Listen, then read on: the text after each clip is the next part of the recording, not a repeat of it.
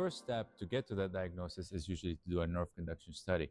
A nerve conduction study, if carefully reviewed and fulfill the demyelinating criteria, then you can call the neuropathy as a demyelinating neuropathy.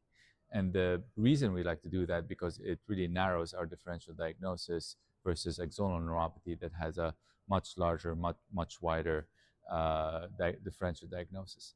Plus, the differential diagnosis of demyelinating neuropathy, especially the acquired demyelinating neuropathy, can result into treatment and improvement in symptoms. So that's why it's very important to reach that diagnosis. So first step is do the nerve conduction study. You get a good history. You make sure this is an acquired versus a inherited process, because if it's an inherited process, obviously the workup is different. If it's acquired, then you're thinking very strongly about CIDP, chronic inflammatory demyelinating polyneuropathy, which is a treatable condition and can improve with treatment. Obviously, you want to also make sure there's no CIDP mimics, so things that look like CIDP but actually are something different, such as POEMs or those related to neurofacin or contacting antibody with IgG4, or those that are related with IgM, monoclonal gammopathy. But once you rule those out, then you're dealing with CIDP, which is a treatable condition, and you really usually expect improvement in treatment.